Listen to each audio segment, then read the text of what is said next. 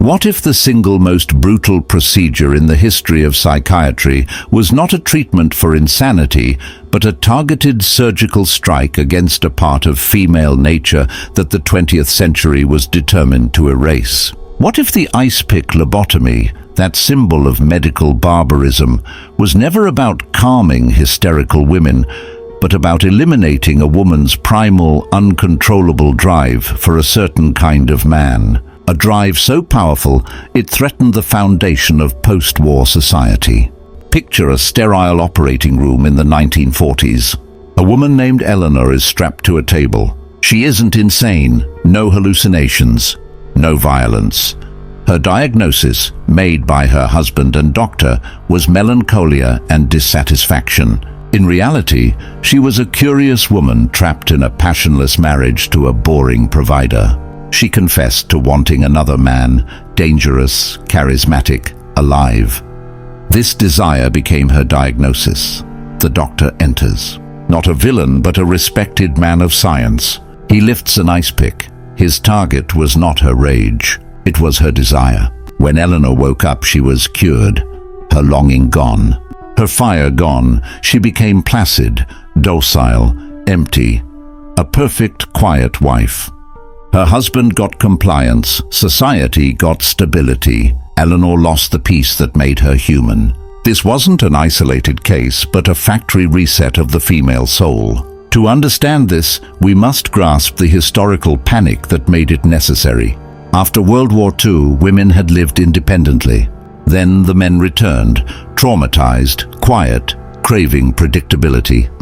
But a certain kind of man didn't return. The charismatic risk-takers, pilots, commandos, men with raw masculinity, died at much higher rates. They were selected out of the gene pool. This created an imbalance.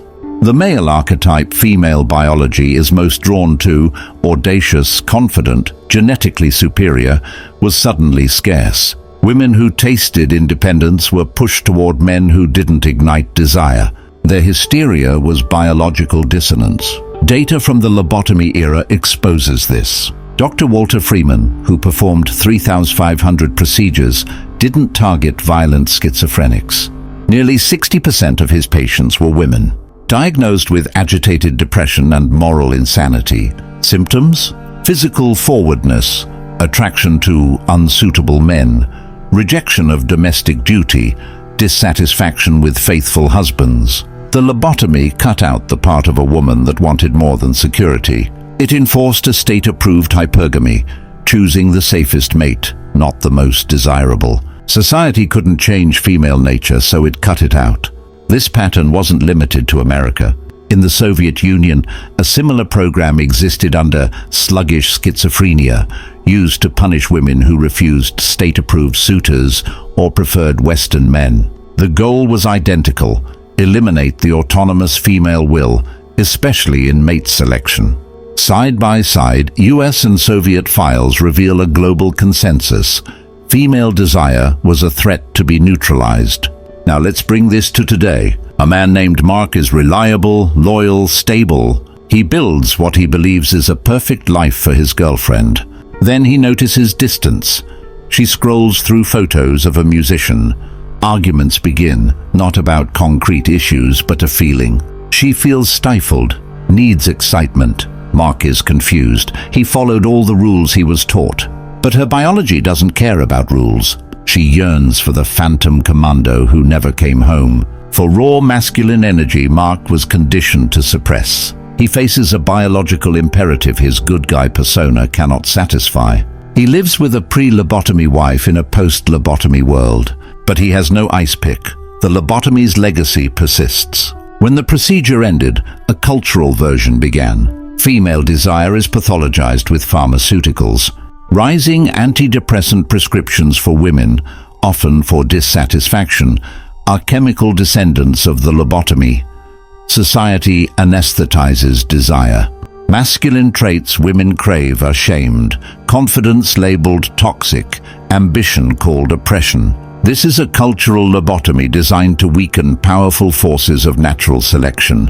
The operating room became the entire culture. This revelation is step one.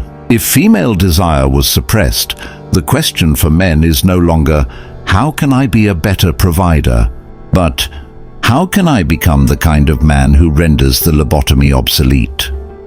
The goal is to embody the archetype society erased. The first pillar, sovereign purpose. The post-war provider made the woman his purpose. This kills attraction. The commando archetype had a mission bigger than any woman. A woman was not the destination. She was invited to join his journey. A man with sovereign purpose is self-directed, driven, and magnetic. His worth is internal, not dependent on approval. The second pillar, unshakable frame. The lobotomy broke women's frame. Modern men make the opposite mistake, abandoning their frame completely. They negotiate for desire and beg for respect. The commando had an iron frame, calm, centered, grounded, like a captain in a storm, unmoved by chaos. A man with frame gives a woman a safe harbor. The third pillar, integrated shadow. Post-war society tried to cut masculine danger, but women are attracted to a man who is capable of danger but controls it. The weak repress their shadow. The brute is ruled by it. The sovereign man integrates it, power under control, gentle with children, formidable against threats. Women feel this depth and respond instinctively. Let's return to Mark. With this blueprint, he withdraws, not manipulatively, but to rebuild himself. He rediscovers purpose, he trains, he reads, he grows. He becomes mission-driven, his frame strengthens. When challenged, he stays calm. His shadow integrates martial arts, assertiveness, uncensored truth. He embodies change silently. He becomes the man she feared losing. The dynamic flips. Her boredom turns into anxiety of being left behind. Attraction returns not through words, but presence. This creates outcome independence. The old model made men dependent on women's approval. The sovereign man is internally powered. He chooses women, he doesn't need them. This transforms relationships from transactions into alliances. He becomes the man female nature was designed for. The lesson of the lobotomy files isn't hopelessness, but empowerment. Modern dating chaos is the echo of a war against nature, but you now hold the battle plans. Stop playing a rigged game. Stop trying to be the sanitized provider. Rebuild yourself with purpose, frame, and shadow integration. Honor the men lost, not by mourning, but by resurrecting their spirit in yourself. Become so complete and powerful that the very idea of altering female desire becomes absurd. The lobotomy failed. The files are open. The truth is yours. Now go build something they can never cut.